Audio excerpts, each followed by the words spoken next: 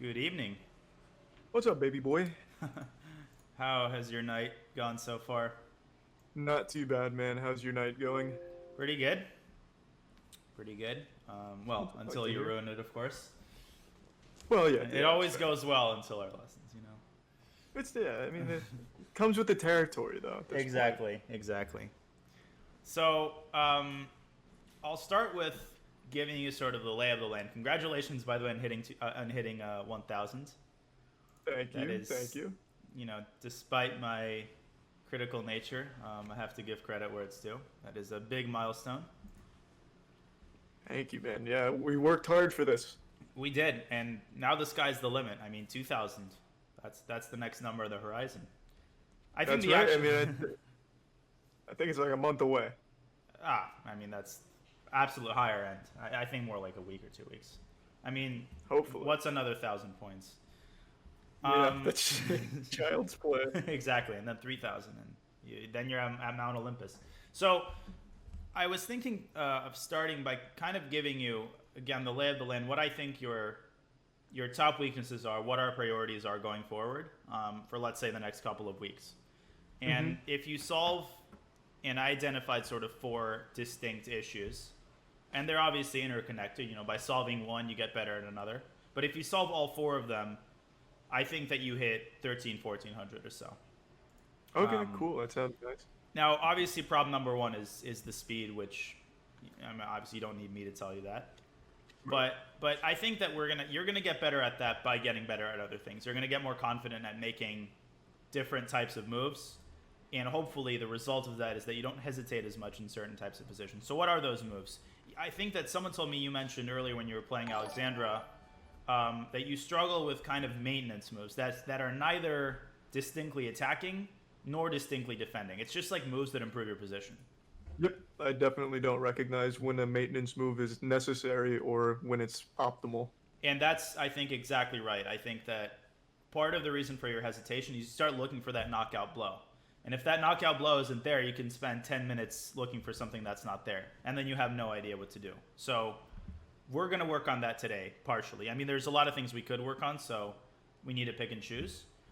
Okay. I guess the third thing is openings, actually. So, you play e4, knight f3, bishop c4, and with black you kind of do the same thing. But I think that the time has come for you to learn actual real stuff that, is likely to pose significant problems for your opponent right out of the gate. You know, Whereas I think right now your repertoire is built around kind of getting out of the opening and getting a reasonable position. I think that you can start actually getting a little bit more ambitious, and learning slightly new stuff is also going to expose you to different types of positions, and all of that is kind of going to come together. But the quote unquote downside is it's a very difficult process. There's a lot of growing pains associated with playing something that you've never really played before. It can be frustrating, but I don't want to force that upon you if you feel like you're not ready to potentially take that on in the immediate future. No, I'm fine to learn some new openings. I tried a Karo Khan today against Alexandra. It didn't go very well, but based on what I've seen in our games, I thought I kind of could start it.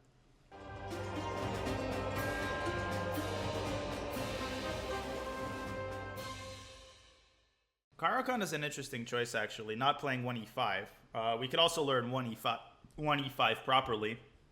And I was thinking of starting with white and teaching you. It's funny me saying I'm teaching you this, but it's the Scotch, the 4-knight Scotch. The last time you faced the Scotch, you remember what happened. But don't shoot the messenger. The opening itself is actually fantastic, and I think it'll teach you a lot about how to play the types of positions that right now, constitute gaps in your understanding. Okay, I've that sounds good to me. I've put some thought into this. I've consulted some of my chess coach friends who are even more experienced than I am, and that's the conclusion that we've reached. And again, at any moment, if you feel like, yeah, this is shit, you say the words and we change immediately. There's nothing to lose, essentially. Well, I'm assuming it's not going to be like dog shit. I don't think you're going to train me terribly No. as a joke, or at least I'd hope not. Absolutely, I would never do such a thing. No, never. And so there's openings, there's maintenance moves, which I think are sort of the urgent priority, And then finally, other than speed, there's technique. I think still you need some work converting material advantages and getting comfortable winning positions. So those 4 things I think are the top priorities. Now today we can do a mix of all 4. We can do all of them. Obviously we can't get to everything and do it deeply. Do you have a preference in terms of, obviously we could analyze some of the games that you played against Alexandra if you feel like they're instructive and might give us a key to improvement? I'm really fine with whatever you think is going to be the most effective use of our time, because you'd know better than I would what's going to be easier, what's going to take longer. Okay. So I think that we should perhaps start with one warm-up game, just one, just to get you kind of into the zone. And then we'll jump right into some maintenance move training. And I think that's going to be both fun and potentially instructive. And maybe we'll finish off by starting out some opening training. Okay, that works for me, so I'll just hop in the pool then. Fantastic. Putting your 1,000 rating at risk, but yeah, you're going to be seeking... It's about time. It's about time. I've been sitting on this glory for like a week now. Yeah, it's that feeling of getting a new TV or a new car. It's past. It's like when I became a GM, you know, I thought my life is going to be fulfilled, and the next morning I wake up and I still have to pee. So, like, all right, damn. Oh, I'm sorry to hear that. Yeah, I mean, I thought that my necessary faculties would have somehow been shut off, but they weren't. All right, so you stumped him with a Berlin variation. Castles. Do I want this free pawn? That is the theoretical continuation. But it's very what sharp. I was looking at what I was looking at instead was knight to d4, attack bishop, or trade knight and get my pawn at d4. I don't know which is better. That's a pretty ambitious continuation. I kind of like the edge that brings. I think it's a little dubious, but you can go ahead and give that a shot. Yeah, that's the first thing I looked at. I just kind of like that idea. I know he's just going to take with the knight, but I also like having the pawn there. Right, and these next couple of weeks are going to be an age of experimentation for you. You're going to try out new ideas that at first feel really weird because you're maybe not comfortable with them. You see, and he gives you a very important piece that you can now take. Yeah, so I guess the question is, do I just want the bishop then instead of the knight? Yeah, right? Definitely. That bishop is one of his most important pieces, and he brings his knight to a very awkward square. And I still get a pawn out of it. You could take that pawn, but remember, your pawn on e5 is hanging, and you're not developed. So True. If I were you, I would prioritize defending that e5 pawn and then developing ASAP. Okay. So developing with the pawn, pushing that to d6, being effective, freeing up the bishop. I think that's the most solid choice. It's not that taking the pawn would have been bad, but it would have taken a lot of precision to handle the complications there. Okay. He's playing well. So I kind of like the idea of just bringing bishop to d7, something not imposing, threatening knight, get the knight off. Okay. And then... Perfectly solid choice. And remember, one thing I want you to bear in mind, you don't always have to bring your bishops out to g4 and b4. Sometimes just bringing your bishop out to d7 and e7 is solid, but look at the central tension. Is he threatening anything? Yeah, so right now, he'd take with knight, I can't take back. I don't think he's going to develop his queen over his knight, wouldn't make much sense. He takes, I take, which frees up the d file. But he's threatening your pawn on e5, you see that, right? Yeah. So you need to deal with that tension. Okay, so do I just take then? Yeah, and again, not all trades are going to be winning for you. Some of them are just maintenance trades. Otherwise you lose a pawn. It's either trade a pawn or lose a pawn. Okay, that makes sense then. I guess recognizing that's going to be another thing I need to work on then. Oh yeah, we'll I'll give you a workout shortly on all of that. Okay. Next move I was looking at was pushing c5 pawn, get the queen out, and then go back to development, castle on short side here. But does playing c5 create any pawn weaknesses in your position? Does it weaken any pawns that he might potentially attack? Makes that b7 pawn weaker. b7, I would say that d6 pawn. That d6 pawn loses the protection of its neighboring pawn on c7. Yeah. Because then I can't protect it with a pawn, only my bishop. Right. That queen on d4, it's not doing that much. It's just sitting there in the center. It's being annoying, but you don't have to attend to it just yet. I would just keep developing. Okay, so then just bringing the bishop out to e7 and just castling. Yep, exactly. matches. And this type of chess is also something that you need to learn to play. You know, your position doesn't look imposing, but it's solid. You have no weaknesses. You have the 2 bishops, and he does not have a clear plan of, I don't know, crashing through or doing anything specific. So we'll see how he handles this. Yeah, this bishop play doesn't really do much since it's not going to pin knight to queen or anything, so I still just want a castle here. Yep, exactly. He is playing very well so far. I mean, he's displaying knowledge of, you know, good opening development, but your position is extremely solid. Yep, he's continuing to play well, but not to worry. So this is one of those situations where you'd want to make a maintenance move. Okay? Is there any piece that you could just bring into the game that right now isn't doing anything?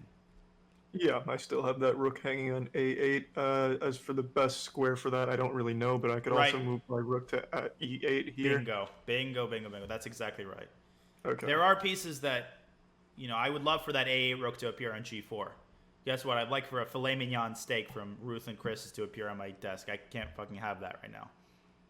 Is Ruth and Chris a friend of yours, or is that like a chain? That's a steakhouse. It's a chain. Oh.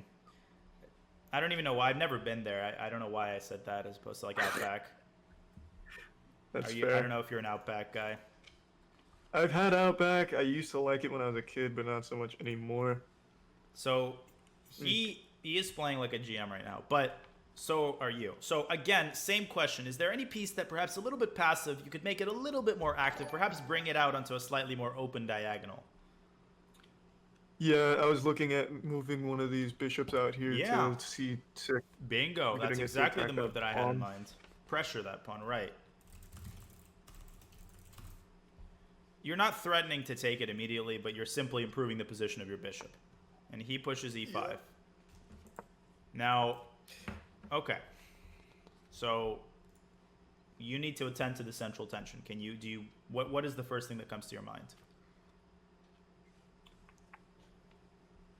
Well, taking the pawn, he'll likely just he'll either take it back with the knight, or he'll just go in with a queen and just trade queens. But well, he wouldn't do that, right? Because that's not a great position for him.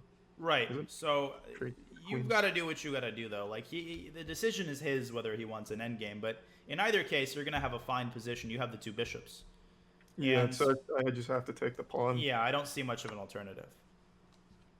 Now, if you'll play the move queen to c4, I'll get a little suspicious. Okay, he takes to the knight. Now, this is a situation which you normally struggle with, where the correct move is something you really don't like to do, but you have to, which is what? Play a retreating move. Well, there's a second thing you don't like to do, which is what else? Trading, right? Trade. I feel like subconsciously you refrain from trading, but the reason you should take his queen, watch what happens when you take his queen, so you can go ahead and do that. Yeah, he has to take back with the rook. And do you see that its colleague on e1 has lost the support of the rook on d4? So now if you attack that knight on e5, it's not going to be able to move very well because you can potentially deliver back rank checkmate. Now, how can you open up that pin from e8 to e1, moving the bishop where? From e8 to e1? So you have a rook on e8. And it's X-raying the rook on e1. Could you move that? And I just have to get the knight off. Well, so you need to move your bishop from e7, but where do you move it to attack the knight? It'd be d6, Bingo. protected by pawn, so he can't pick with the rook. Right, and now you see why it was a good idea not to move that c-pawn out early on. Yeah, I guess that's another thing I need to realize. Moving those, because now I just fixate on just moving pawns and shit like that. Right. When it's not that great. And sometimes creating a threat is just, for the sake of creating a threat, just isn't that good. It's just, a threat has to have an additional benefit other than the fact that it simply attacks a piece. Because, okay, what if he retreats it? Who's benefited? All right. Now could you find another way to apply pressure on that knight on e5? Remember, the knight on e5 is immobilized.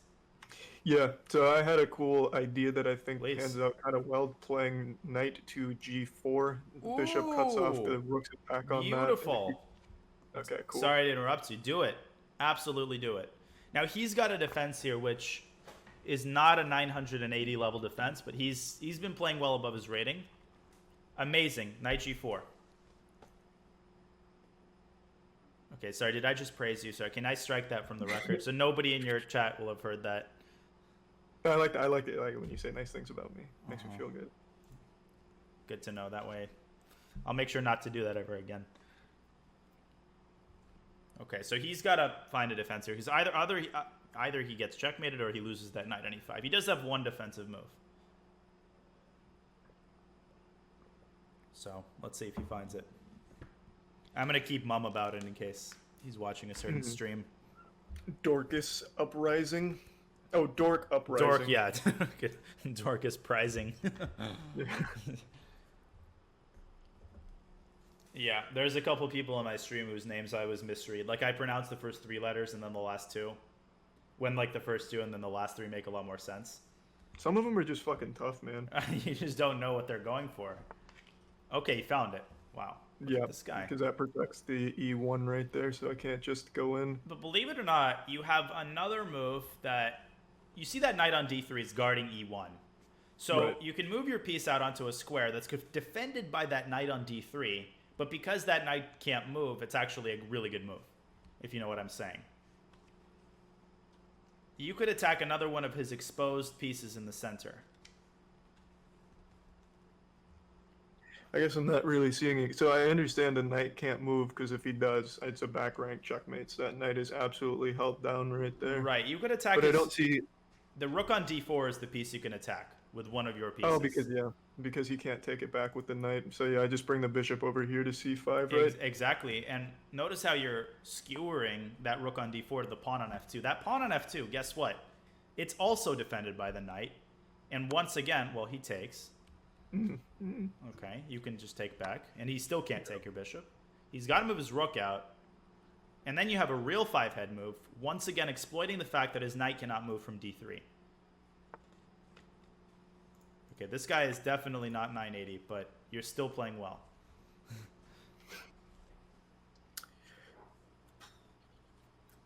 Any ideas? So obviously the first thing I looked at was taking that pawn on f2 with the bishop, which puts a check. He has to take with the... well, then he gets checkmated if he takes with the knight. Yeah, so obviously you can't take with the knight. Exactly. But you can just move the king. But then you've won a pawn. True. Well, and the bishop's still defended by the pawns, right. Yeah. And that's one of your issues. Sometimes you go over, you throw away moves where you just win a pawn, looking for something more, but here you don't have anything more, so yeah, you just got to do it. And after he moves his king to f1, then he's attacking your bishop, so you're going to have to drop your bishop back. Well, let's see if he, first of all, if he even finds that move. Maybe he'll get attracted by knight takes bishop, because technically you've removed one of the pawns that, hem in the king, but now the knight takes its place. Okay, he finds it. So now just dropping the bishop all the way back to b6, protected by pawn. Bingo. And look for a different attack. Right, you've got pieces all trained on his king, so despite the fact that the queens are off the board, his king is not actually out of the woods.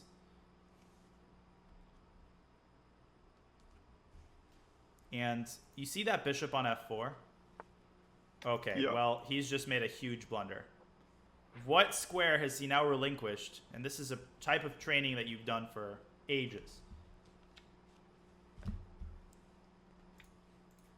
Black to play and win. Don't tell me you need more fork training. No, I'm looking for a fork, but I don't see it because that knight still protects the fork that I'm looking at. What fork are you looking at? Well, the one I was looking at attacks the... Oh, never mind. That's just not even going to work. I see. It's just this one right here. I was looking too low. Yep, knight e3 check. Yeah, I looked... like a fucking idiot, I looked at e5 thinking attack the rook and attack the other knight. Yep, knight forks the knight. That's a fantastic idea. So, well, because I was still under the impression the knight couldn't move because it would be a checkmate. Right, that makes sense.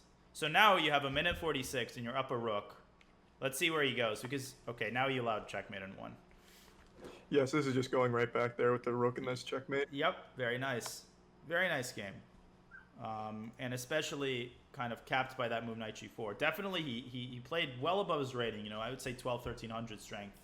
But, you know, all of these moves he found, knight g4, and I think this game speaks to a lot of things that you struggle with. So it's a nice segue into some of the work that we're going to be doing today. Yeah, being hesitant to take the queen, I think, was the big thing there. Right, because you feel like, oh, it's an endgame. Somehow that's a concession, but in reality, there are going to be situations when you just need to bite the bullet and take the queen. You cannot avoid a queen trade every single game, if that makes sense. Makes sense to me. So, yeah, I'm ready. All right, so let's jump into some training positions of various kinds, but they're all going to be united by the fact that you basically just need to find maintenance positional moves, good squares for your pieces, trades. You need to go for trades. You need to find a plan. You're going to struggle with this initially. I mean, it's going to be annoying, but I think you're going to come out a lot stronger. All right? Yeah, it sounds good to me, man. Fantastic. I'm always up to improve. All right, so let me invite you to an analysis board.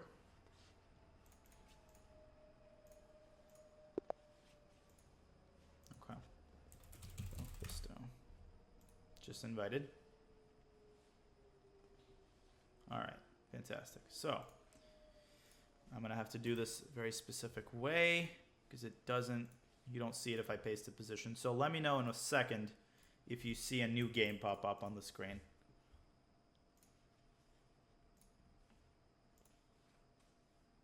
Let's see. I see the game we just had.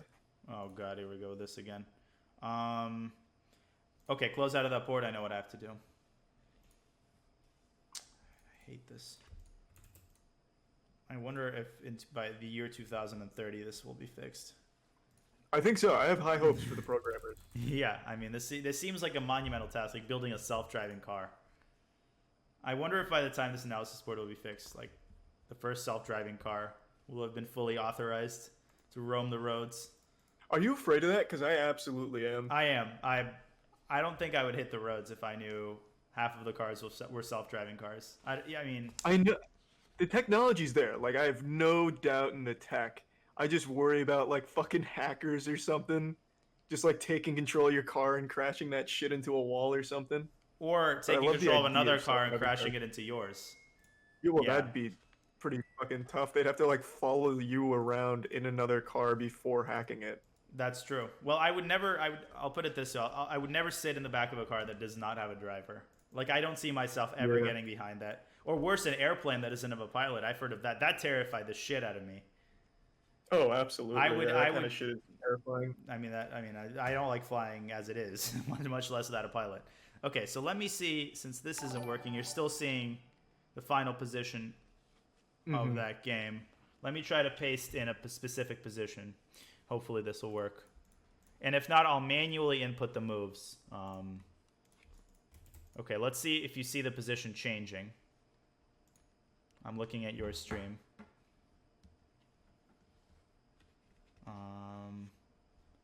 It appears nothing, yeah? I'm executing moves. But I guess... So, Alexandra brought up something about having chat disabled sometimes fucks things. How do I turn that on? Maybe that's the problem we're experiencing. Chat disabled. Oh yeah, it's probably in your settings. So click on that gear at the top. Mm-hmm. And that, let me see. I'm looking on my own window. Let's see. Did it disable alerts? That's not alerts. Yeah, alerts. It's under alerts. There should be game chat. Friends only. Okay, so everybody. Try everybody, and yeah. Now I guess close out of that board and let me try again.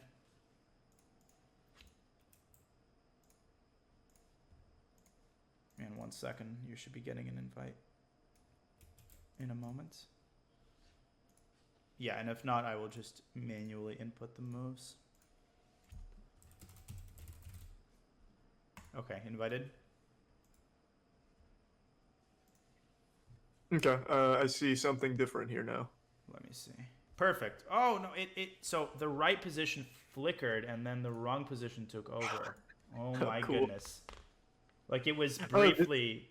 Yeah, this is a game I played against Alexandra earlier. That's so weird. It was briefly the right position and then it was the wrong position. So anybody... Oh, God, chess.com is hearing from me after this. I see you moving things. Let me see. I'm looking at your stream simultaneously. So it's moving at what it's doing is it's moving pieces on one game, and on my screen it's moving pieces on another game. I'm sorry to drag you through this. It's all good. It's not your fault, man. You didn't program it. Fuckers. Hate this kind of incompetence, but it is what it is. I'm sure. Oh, there, perfect. You see it. Is it? Amazing. This is it. This is it. Cool. Believe it or not, this is it. So this position occurred, and I'll be showing you examples from my games, not because I'm such a genius, but because, you know, that's just the material that I have at my disposal. And your first task is going to be a relatively straightforward one. It's going to be a task of finding good squares for your pieces. That's all you're going to have to do. You're playing white here. I was playing white. This is from a tournament in Denmark, 2015. I was playing a guy by the imposing name of Flemming Skjoldagger. Yeah. Again, you only get these kinds of people in chess. That's fucking nuts, alright. Very intimidating player, but I was outrating him by 700 points. And it's white to move here. Now, I'm not going to give you any hints. I want you to try to find the best move here.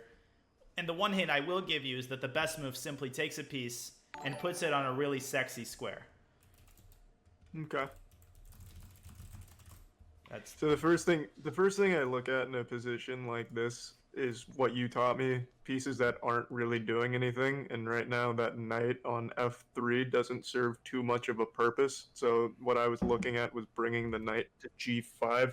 It doesn't really threaten anything at the moment because you can't take the pawns, but it is a nice square. Okay. Let's unpack that for a second. You're thinking in the general right direction, but you're still slightly tainted by the fact that all of the quote-unquote pieces that do shit, you feel like have to do something attacking. And if you go knight g5, you see my moves, right? Yeah. I go h6, okay? And all that's happened is now you have to bring your knight back.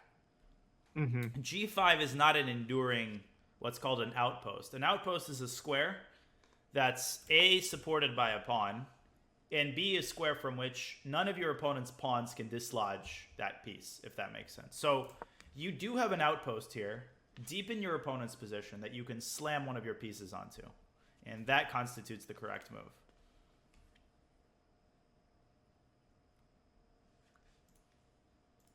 Try to figure out what I'm talking about here.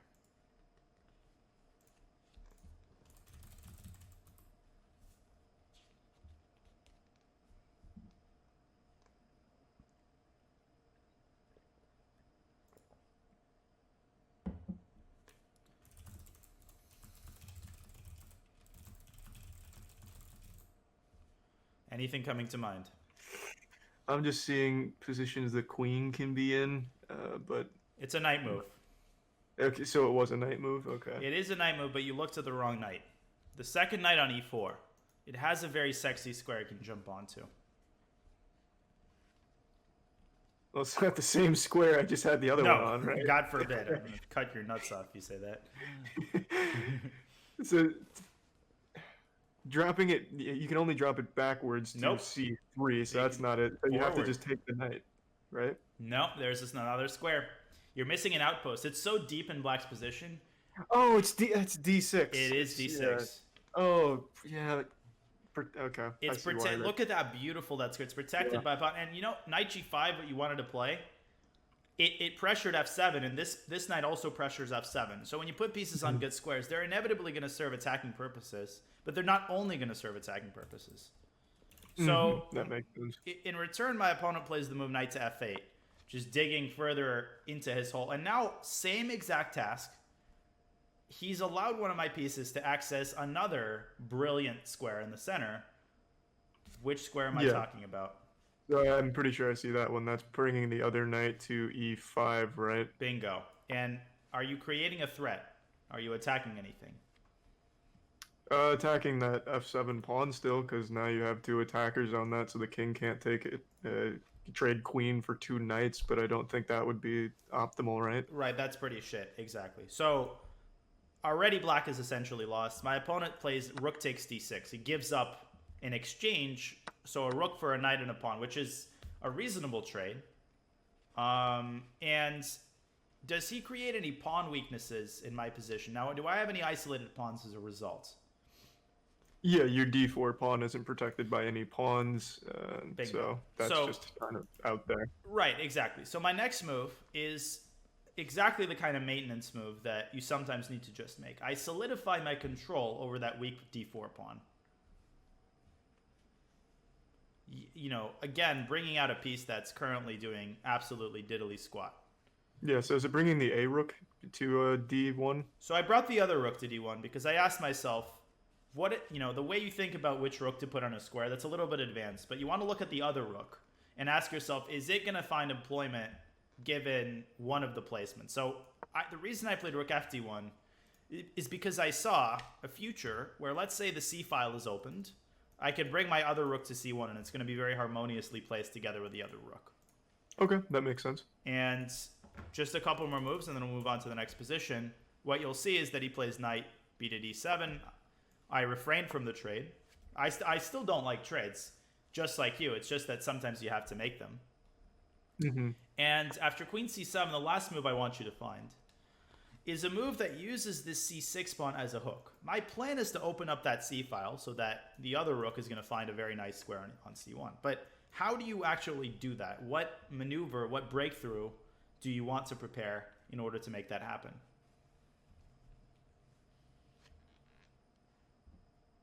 Pushing the pawn doesn't necessarily guarantee it because he has e6 to take back as well, so you don't open up the c file with that.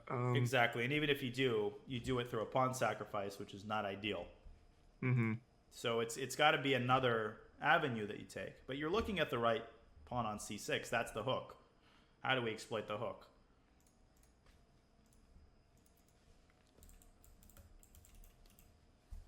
We've done a lot of hook training, and I thought I was pretty good at finding these, but this one, maybe the position's throwing me off because, yeah, Yep. I genuinely don't see it. Because it's not an attack. We've talked about hooks in the context of an attack, so you're trained to look at that. The move is b4. So you bring this b pawn up to b5. Now, the reason you might not be seeing it is because you're saying, well, doesn't b5 blunder a pawn?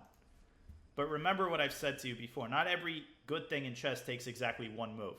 How are you going to prepare the move b5? Like, once you've played b4, what are you going to do on the next move?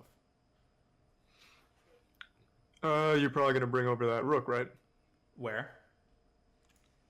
We're going to bring it to the c file, so that way if he takes, you're taking queen. Well, no, the knight blocks it. But you're right. That's kind of what I do. Like, let's say black plays an empty move. You go rook c1 in preparation for the b file, for the c file opening. But how are we actually going to make this b5 move happen so that it doesn't also blunder a pawn? We need to use... Yeah, so the only way is just moving that. Yeah, you just have to move the knight so the queen can protect that and take back. Even better, you can use another pawn. You bring the other pawn up? Oh, okay. Exactly. Okay. a4 and then b5. And this is a positional plan, where your plan is to open up a file for your rook. And you do it by means of essentially 3 separate moves. You bring the rook to c1 in preparation for that file opening, and then you use your pawns to orchestrate a pawn breakthrough.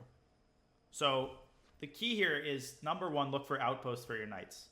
Squares that are protected by pawns and that are inaccessible to your opponent's pawns, usually deep within your opponent's position. Okay, that's number 1. And number 2, remember that hooks are not only used in the context of attacking the king and exposing the king's position. They can be used for other reasons, such as opening a file for one of your rooks, or carving out an outpost. There's a million things that you can do using pawn hooks and pawn breakthroughs, not only king related. Okay, that makes sense to me. All right. So any questions about this position, or everything pretty much clear? No, how'd it finish though? Don't blue ball me. How'd this end? Yeah, the blue ball, bad. It actually was a pretty long game, but let me paste in the rest. Now, he didn't exactly go h6 and g6. This guy was rated about 2,000, so he knew what he was doing. Let's see if I can get away with actually copying in the whole game. God forbid. I hope your computer doesn't fucking explode as a consequence. Hey, it's not my computer. It's chess.com. Don't you dare bring my exactly. computer up to the level. Yeah, how did I? My deepest apologies. Yeah, of course it did spaz out as usual. Wow, it literally... That position you have on your screen has absolutely nothing to do with what I just did. Okay, back to square 0. I'm going to manually input. Are you sure you want to see the rest of this game? It was another 30 moves. It's fine. It's fine since it seems to be a hassle. Don't worry about it. Yeah, I can send you that off stream. But it wasn't. I'll tell you this: it wasn't anything that interesting. I just kind of outplayed Okay. them. Yeah, and chess.com is getting a stern talking to from me afterwards. Okay, so next position, just pasted it in. Let's see. I'm not even hoping anymore, but let's see if you see it. You do. Wow. This is a new position. This is a new position. My opponent in this game was actually a grandmaster, and I was playing black. So flip the board so you're facing black. Mhm. And this is a cross between technique and converting winning positions, and sort of recognizing the greatest asset in your position, and then tactical creativity. So training a bunch of different things here. Now, when you look at this position from black's perspective, what jumps to mind immediately? What Close to assets promotion. does black have? Close to promotion. Does black have any extra material here? Yeah. Well, no. Black's actually down, right? Yeah. So it's +2. You're down a rook.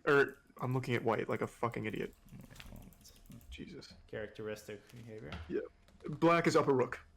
Black is up, well, a rook for a piece, so he's up an exchange. He's up the exchange.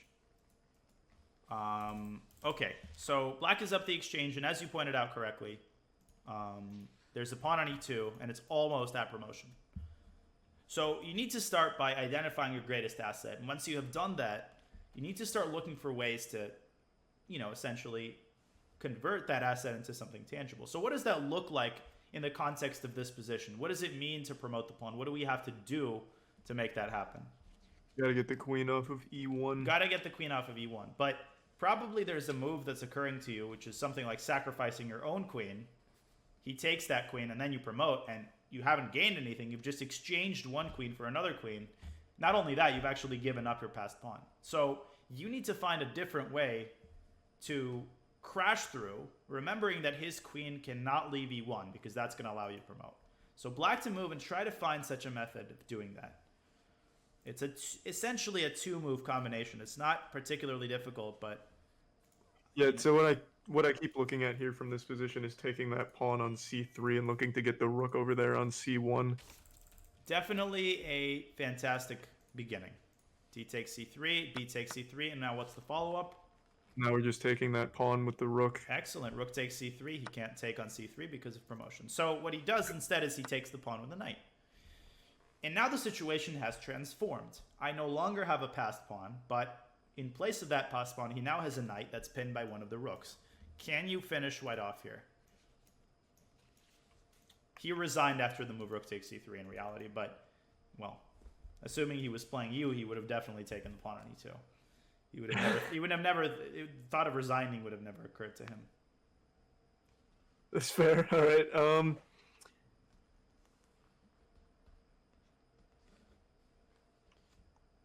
Now, when you say finish off, am I looking for a checkmate or just winning pieces or winning material Winning and going up pieces. even further? That's why I showed you Okay. this position. There isn't any checkmates here. His king is still quote unquote safe. So you need to identify his weakest piece. That's easy to do, and then find ways to attack it. Yeah. So the first attack is the obvious one, which is bringing the rook to c2 to put more pressure on the pinned knight. Are you threatening to capture the knight now? Well, yeah, now we have Absolutely. two rooks on it. Yeah. You absolutely are threatening to capture the knight. He's got only one possibility, rook to f2. Mm-hmm. Now we need to find another way to put pressure on that knight. And there is just such a move. Yeah, it's bringing the queen over to e3, right? Because now the rook's not protecting that. Excellent. He's got only one defense, king f1. What often happens, and this is what you have to watch for.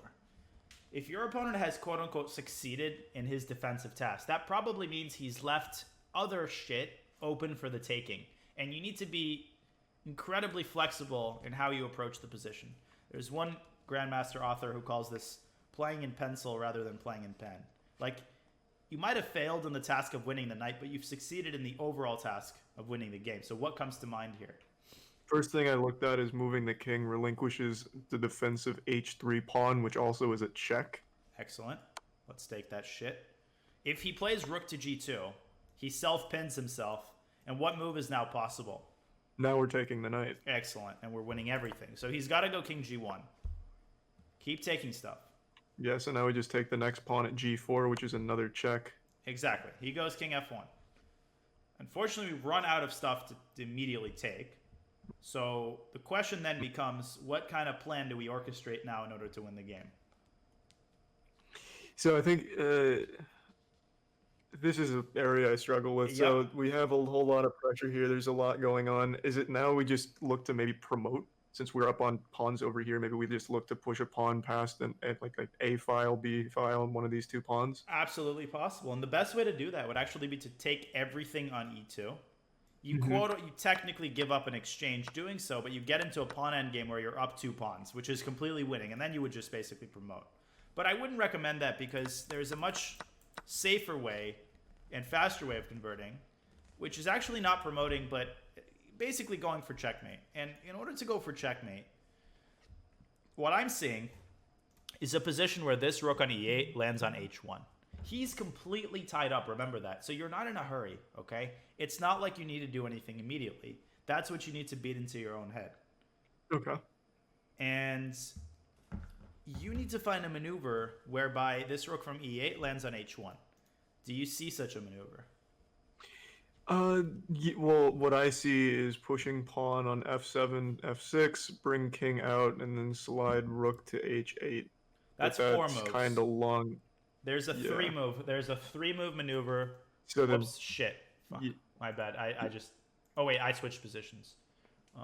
I actually nothing changed on my board. If you made a move, I'm back. Okay, I'm listening.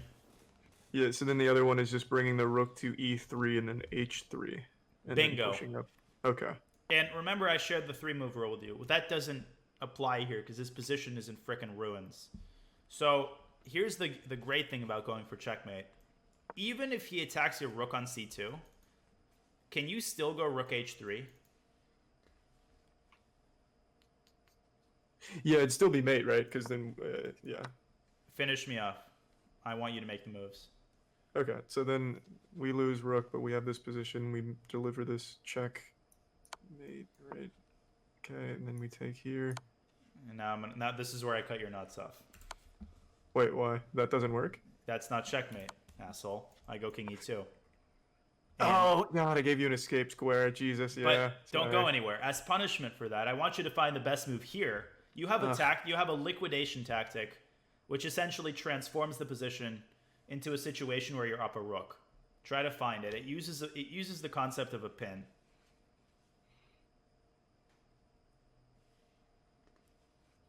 I mean, the only pin that really works here is just bringing the H2 rook up. If you take, and then you win a queen. Well, you have the right idea, but the wrong execution. You can sacrifice your queen in order to clarify the situation on the second rank, and then you pick off his queen. But you gain a rook at the end of the day. Is that by starting it at E1 and then taking that rook there? Well, you can take the rook immediately. He takes. Oh, and then just deliver the check and win the queen. Deliver the check. So you have a bit of resistance to tactics that involve a queen sacrifice, which is totally fine. But remember, you can give your queen up if you gain it back. There's nothing wrong with that. But do you see how this works? The king has to move, and you take the queen. Yeah. And then you promote. Yeah, that's just a classic. Yeah, that's just a classic sacrifice. So that's why you got to keep solving tactics. Even when you feel like you've progressed, it's very easy to regress if you don't maintain that. Now, where is the mate here? It's going with the rook instead of the queen, right? Thank you, sir. Yeah. And the queen. So this is another subtle observation that I made. You got to be very careful when you're going for mate that you don't relinquish your control over one square, by making a move. It's very easy to forget. Control over squares is a very temporary thing. It can easily come and go. So you've got to watch all those squares and make sure they're still under your control. Mm-hmm. So in summary, when you have a situation like this, you're winning, you're up material, there's 2 fundamental approaches. One is simplification, followed usually by promotion or just collecting all the pieces. But the other is to go for checkmate. You like to go for checkmate, but what you sometimes miss is that you're not immediately in a hurry. Like, if you looked for immediate checkmate here, you wouldn't find anything.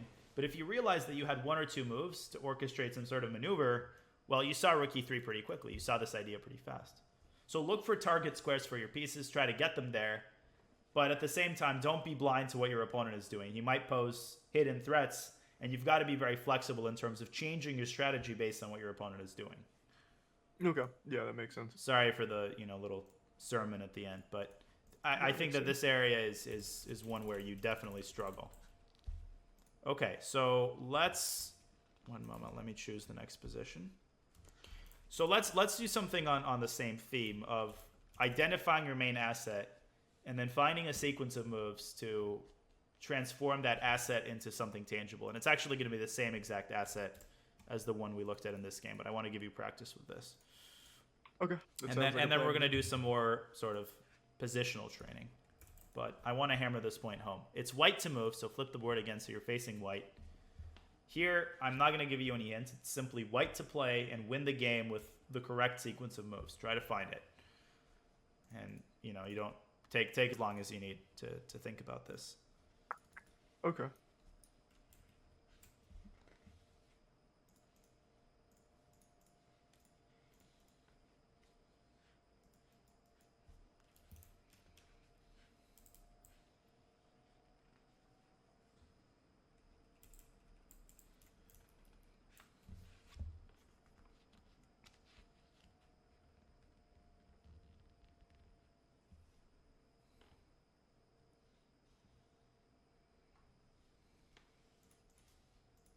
Yeah, so it starts with the promotion, take bishop, and then I still have these 2 pawns that I look to promote.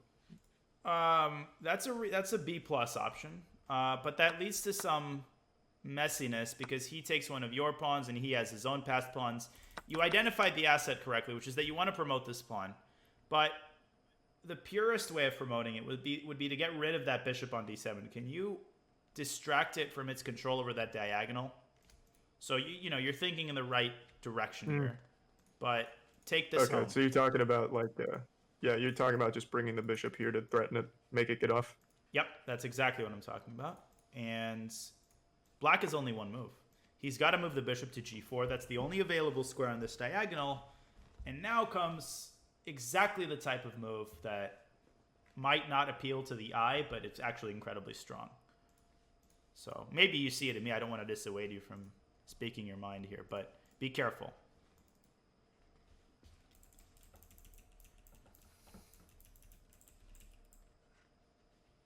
Well, it's obviously not a pawn move. I can't move either of my other 2 pawns. Well, no, I could push this h pawn, and then you have no available squares on this diagonal anymore. That's exactly right, h3. And here let's say I go king e7. Does that prevent you from doing what you want to do here? No, I still want to take that and then promote, right? You take the bishop. You don't care about the fact that he takes one of your pieces. Nobody gives a shit about that because you've promoted. Yeah. And the game is over. Very nice. So this concept of identifying your biggest asset, and asset can mean a million different things. It can mean your strongest piece. It can mean a weakness in your opponent's position. It can mean an outpost.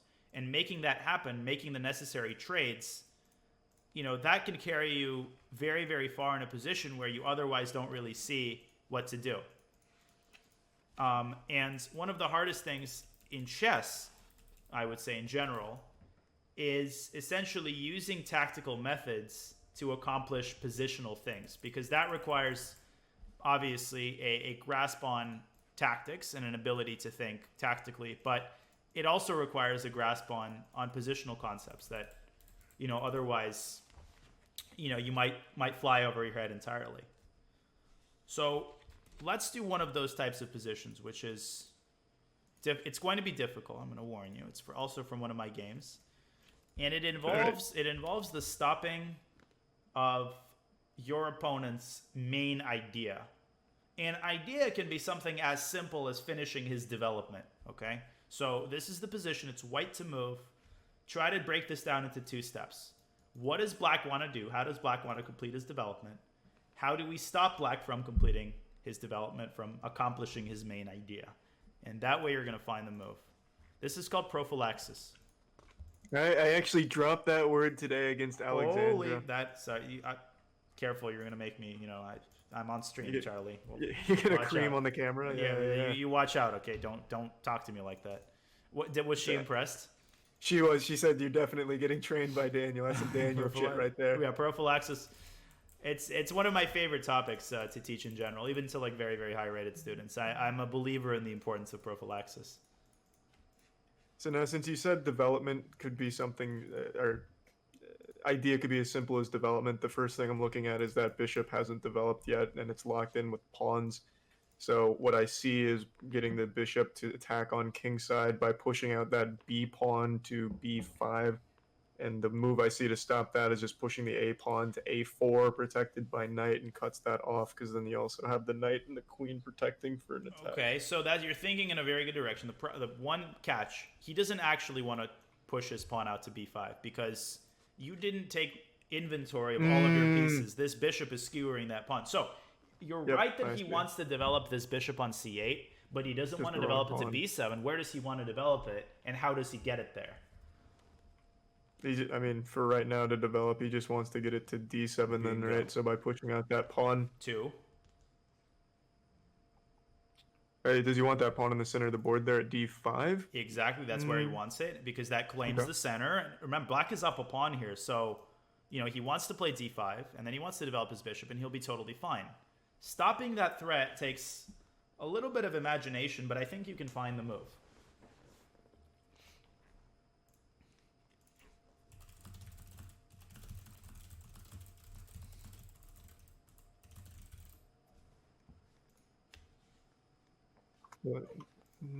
Take your time. There's no, it's a creative approach to stopping this threat, because what you're looking at is you're assuming that d5 is a bygone conclusion, and you're trying to find ways, can I control that square with my pawns? I don't have any pawns to control it with. Shit, I can't stop it. But there's an alternative method to stopping such threats, which is to physically, sit on that. Yeah, occupy one of the squares that it crosses.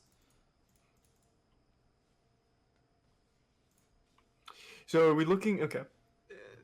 The only square you can occupy that stops it from even getting there is d6. That's the tile we need to get to, but it's protected by bishop, right? So do we need to come up with something to get the bishop off to keep that pawn locked in? You're tunnel visioning. You're looking at that bishop on e7, but you're not looking at all of your pieces that are controlling that square on d6. Look at the whole board. How many controls, how many attacks do you have on that square on d6? We have the rook attacking it, and we have the bishop on it. So the fact that his bishop is controlling it, does that stop you from going bishop d6? No, but I guess my hesitation there is having the rook that deep. That's a great thing. Because your rook, how can this rook be supported? If he tries to play a move like queen c7, how can this rook now be supported? Well, do we just develop, we bring the next rook over to d1 to stack the rooks? That's exactly what we do. And this rook is occupying, I wouldn't really say an outpost because it's not protected by a pawn, but look at what you've done to his position. He cannot bring this bishop out. He's paralyzed. And this rook, it's not easy to attack it any further. He can't get to it with his knight. If he tries to intercept it by playing knight d5, here you have a little tactical move. Find it. Here you have a small yeah, we just take the knight. He can't take it back with the pawn, or else that's a discovery check, right? That's exactly right. We take it with a rook. Yeah. Why the rook? Could we also take it with a knight? Yeah. So, because no, he doesn't have to take. Now we just lose the rook, right? So it has to be the rook. But think further. Actually, you could take it with a knight, because here you have another really cool move, using the fact that you put the second rook on d1.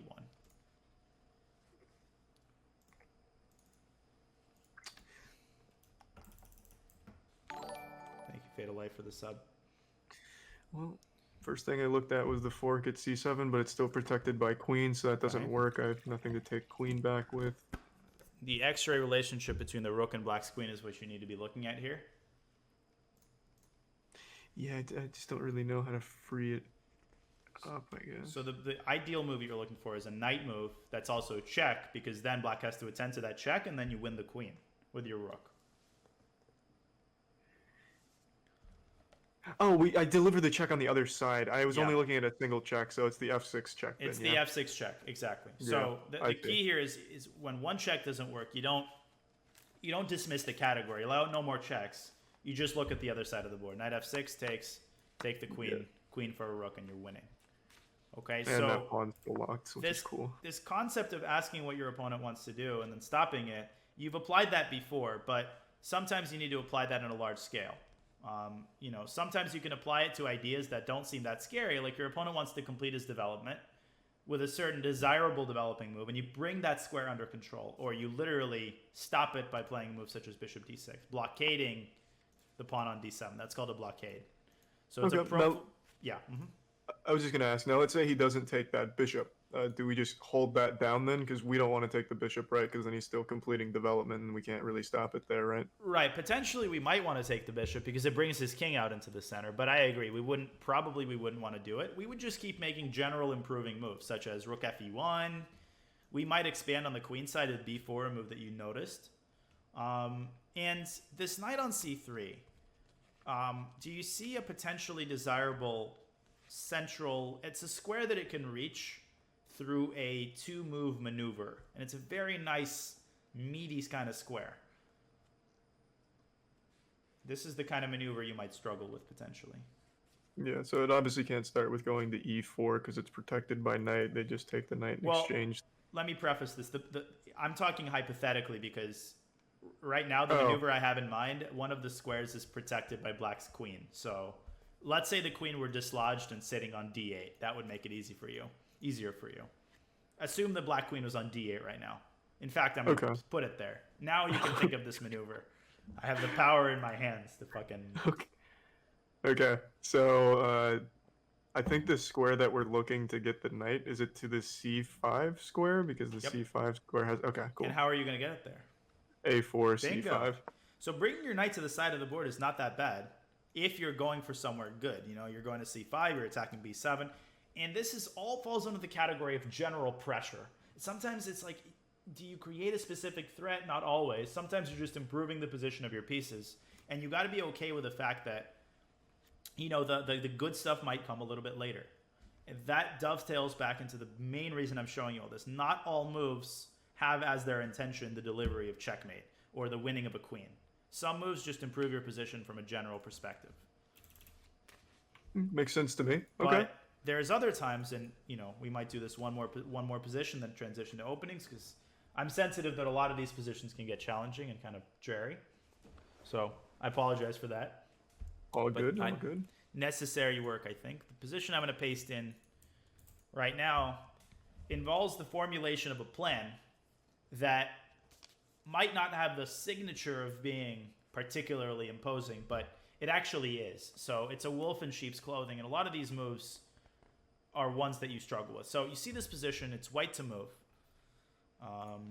It's a game that I played in 2012 in Holland. As you can tell, chess has taken me all over the world. Snowy Holland, December.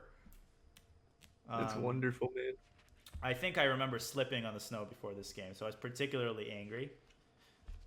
And my opponent was the recipient of my wrath. So what's going on here from a general perspective? Who's better and why? Like, materially speaking. Which is not a trivial question, by the way.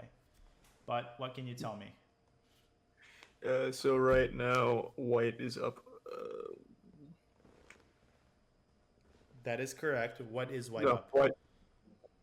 Well, so white's lost a rook, but in exchange got an extra piece. So white's up one pawn, I believe, right? He's up a pawn just looking at pawn. Well, black, what is going on? It's 7 pawns versus 7 pawns. So pawn count is equal, but it's 2 pieces. What you say is 2 pieces for a rook. Oh, yeah. Okay, so they went with the bishop and knight for the rook, right? Which is advantageous because the rook is, technically you're right, the rook is 5 points and bishop and knight are 3 points each. So technically white is up a point. But let's transition the discussion to the realm of what's going on specifically here. Whose king is better placed? What ideas immediately jump to mind? So right now, black's king has a lot of attackers eyeing down on it. White's king is still kind of safe in that regard. There's no threat of back rank or anything from the queen sliding to d1 because we still have plenty of escape squares. Mm-hmm. Rook's also there. What jumped to mind immediately was looking for an attack on that g6 pawn because it can't get taken by the h7 pawn anymore thanks to the queen being there. And we can have 2 attackers on it by bringing the knight to h4. And maybe look an idea this way. So you're biting on granite here because this pawn is actually black's most well-defended pawn because it's defended by 2 other pawns. So are you? Oh, because taking. Oh God, sorry. Yeah, because. You thought this pawn was pinned or something? Yeah, I thought the pawn was pinned. I wasn't paying enough attention, I guess. Yeah. No, that's okay. So the pawn Yeah, that yeah, you yeah. need to be looking at is a pawn that, if it's captured with the right piece, it's going to be checkmate. So you're right in looking for pawns, but which pawn is the one that you really want to try to attack? Yeah, so it's going to want to attack the h7 pawn, H7 right? pawn. The problem is there doesn't seem to be an easy way to put more pressure on that pawn, and yet there is a plan that allows you to quickly and efficiently attack that Yeah. pawn. What I plan think is it? it's just bringing the king to g2, Beautiful. sliding rook to h1. Yeah. That's exactly right. Black has only one defense, and that defense allows basically a devastating move. My opponent plays the move f5. Okay. You just en passant. Now, Right. which pawn do you en passant with, and why? And this is gonna. Oh, actually, wait. Sorry. He plays b3, which is useless. Rook h1, f5.